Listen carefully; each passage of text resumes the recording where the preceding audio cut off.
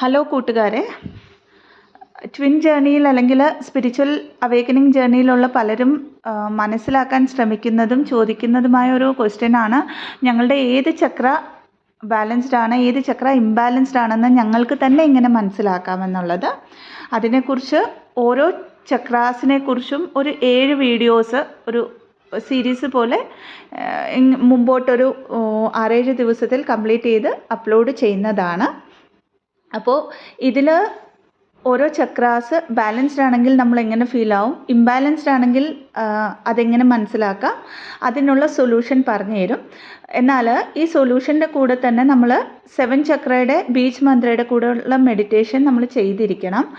അതിൻ്റെ കാരണം എന്താണെന്ന് പറഞ്ഞാൽ അത് ഓൾറെഡി ഒരു വീഡിയോ ആയിട്ട്, അതായത് ചക്ര ബാലൻസിങ്ങിൻ്റെ ഇമ്പോർട്ടൻസ് സ്പിരിച്വൽ ജേർണിയിൽ എന്താണെന്നുള്ളത് ഒരു വീഡിയോ ആയിട്ട് പ്ലേലിസ്റ്റിൽ ഇട്ടിട്ടുണ്ട്. അത് കണ്ടു നോക്കാവുന്നതാണ്.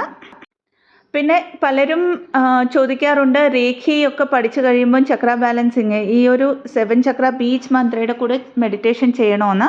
തീർച്ചയായിട്ടും ചെയ്യണം. എന്നാൽ അവിടെ രേഖയെ ഇവോക്ക് ചെയ്തിട്ട് നിങ്ങൾക്ക് രേഖയെ ഇവോക്ക് ചെയ്യാൻ, അതായത് പഠിച്ചവർക്കറിയാം, അതിനെ ഇവോക്ക് ചെയ്തിട്ട് നമ്മുടെ കൈകളിലൂടെ രേഖ ഫ്ലോ ആവുന്നതായിട്ട് വിഷ്വലൈസ് ചെയ്തിട്ട് ആ മെഡിറ്റേഷൻ ചെയ്യുകയാണെങ്കിൽ അത് ഇച്ചിരി കൂടെ ഒന്ന് നമുക്ക് എഫക്റ്റീവായിരിക്കും. അതിൻ്റെ കൂടെ തന്നെ ഇനിയൊരു കാര്യം പലരും പറയുന്നത്, ഞങ്ങൾ എവിടെന്നെങ്കിലുമൊക്കെ ഹീലിംഗ് ചെയ്തു, അത് രേഖി ഹീലിംഗ് ആകാം, ഇനി എന്തെങ്കിലുമൊക്കെ ഹീലിംഗ്, അതായത് ചക്ര ഹീലിംഗ് ചെയ്തു, സോ ഇനി ലൈഫ് ലോങ് ഞങ്ങളോട് ചക്ര ബാലൻസിങ്ങിനായിട്ടൊന്നും ചെയ്യണ്ട എന്ന് പറഞ്ഞു എന്നുള്ളത് എനിക്കുള്ള ഒരു ചെറിയ അറിവിൽ ഞാൻ പറഞ്ഞു തരികയാണെങ്കിൽ, ഈ ഒരു ചക്ര ബാലൻസിങ് അല്ലെങ്കിൽ മെഡിറ്റേഷൻ നമ്മൾ ലൈഫ് ലോങ് ചെയ്യേണ്ട ഒരു കാര്യമാണ്. എന്തുകൊണ്ടെന്നാൽ ഒരാൾ ഹീൽ ചെയ്യുമ്പം 2 ദിവസം, 3 ദിവസം, 7 ദിവസം, 21 ദിവസം മാക്സിമം ഇതിൽ അവർ നിങ്ങളുടെ ഉള്ളിലുള്ള എക്സിസ്റ്റിംഗ് ബ്ലോക്സിനെ ക്ലിയർ ചെയ്യാനായിട്ട് നിങ്ങളെ ഹെൽപ്പ് ചെയ്യുക മാത്രമാണ് ചെയ്യാൻ പറ്റുന്നത്.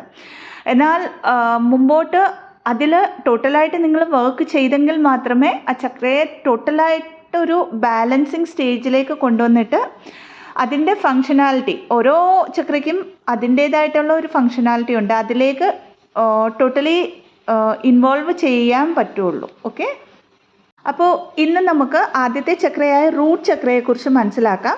നമ്മളുടെ നട്ടെല്ലിൻ്റെ ഏറ്റവും താഴത്തെ ഭാഗത്ത് സ്ഥിതി ചെയ്യുന്ന ചക്രയാണ് റൂട്ട് ചക്ര.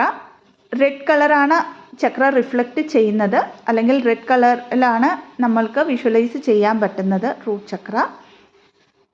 അപ്പോൾ റൂട്ട് ചക്ര ബാലൻസ്ഡ് ആണെങ്കിൽ നമ്മളൊരു സേഫർ വേയിൽ ഫീൽ ആവും, സെക്യൂർഡ് ആണ്, നമ്മൾ പ്രൊട്ടക്റ്റഡ് ആണ് എന്നൊക്കെ നമ്മൾ ഫീൽ ആവും. കാരണം റൂട്ട് ചക്ര എന്ന് പറയുന്നത് നമ്മളുടെ ബേസ് ആണ്, അതായത് എർത്താണ് ഇതിൻ്റെ എലമെൻറ്റ്.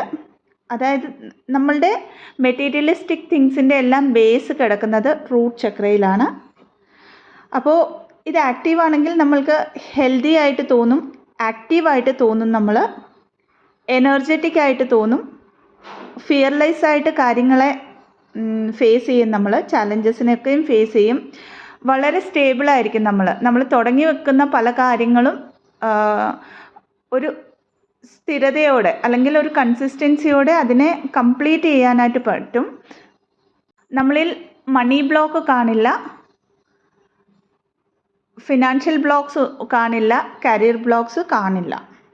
അപ്പോൾ ഒബിയസ് ആയിട്ട് ഈ ഒരു ചക്ര ബ്ലോക്ക്ഡ് ആണെങ്കിൽ എന്താണ്, ഇതിൻ്റെ ഒരു ഓപ്പോസിറ്റ് കാര്യങ്ങളായിരിക്കും നമ്മളിൽ ഉണ്ടായിരിക്കുന്നത്. അതായത് ഫിയർ ബേസ്ഡ് എനർജി ആയിരിക്കും നമ്മളിൽ.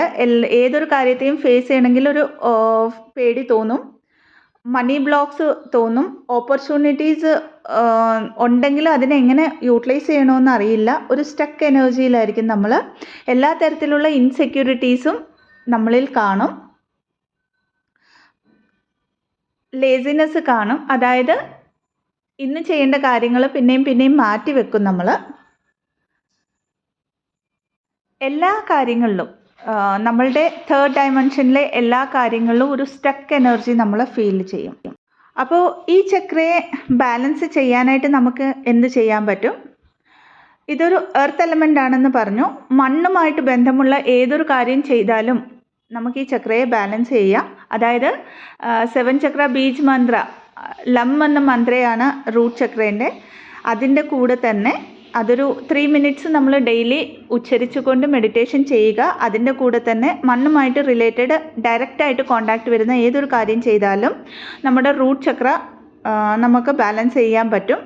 അതല്ലാതെ ഏതെങ്കിലും തരത്തിലുള്ള ഒരു എക്സസൈസ് ഒരു 10 മിനിറ്റ് അറ്റ്ലീസ്റ്റ് ഒരു ബോഡി മൂവ്മെൻറ്റ് ചെയ്യുമ്പോൾ, യോഗ റിലേറ്റഡ് ആയിട്ടുള്ള കാര്യങ്ങൾ ചെയ്യുമ്പോൾ നമുക്ക് റൂട്ട് ചക്ര ബാലൻസ് ചെയ്യാനായിട്ട് അല്ലെങ്കിൽ ഈ ഒരു പ്രശ്നങ്ങളിൽ നിന്ന് ഒരു സൊല്യൂഷൻ നമുക്ക് കിട്ടും. അതല്ലാതെ യോഗ പ്രത്യേകിച്ചും സൂര്യ നമസ്കാരം ഒക്കെ ചെയ്യുന്നവരാണെങ്കിൽ വളരെ പെട്ടെന്ന് തന്നെ ഈ ഒരു ചക്ര ബാലൻസ് ചെയ്യാൻ പറ്റും.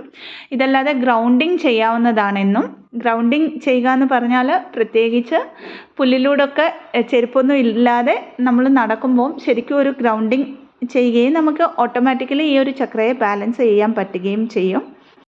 ഇതല്ലാതെ നമ്മൾ റെഡ് കളർ റിലേറ്റഡ് ആയിട്ടുള്ള ഏതൊരു ഫുഡും കഴിക്കാവുന്നതാണ്. ഫോർ എക്സാമ്പിൾ ബീട്രൂട്ട് പോലത്തെ കാര്യങ്ങൾ. ഇതല്ലാതെ അഫർമേഷൻസ് യൂസ് ചെയ്യാവുന്നതാണ്. അഫർമേഷൻസും ഓൾറെഡി പ്ലേലിസ്റ്റിൽ കിടപ്പുണ്ട്. അതായത് മെഡിറ്റേഷൻസിൻ്റെ പ്ലേലിസ്റ്റിൽ അഫർമേഷൻസ് 7 ചക്രയുടെ അഫർമേഷൻസ് കിടപ്പുണ്ട്. അതും നിങ്ങൾക്കൊന്ന് ഗോ ത്രൂ ആവാവുന്നതാണ്. അപ്പോൾ തന്നിരിക്കുന്ന ഇൻഫർമേഷൻ ഹെൽപ്ഫുൾ ആണെന്ന് വിശ്വസിക്കുന്നു. ഹെൽപ്ഫുൾ ആണെങ്കിൽ ചാനലിനെ ലൈക്ക് ചെയ്യുക, ഷെയർ ചെയ്യുക, സബ്സ്ക്രൈബ് ചെയ്യുക. ഓം നമഃ ശിവായ.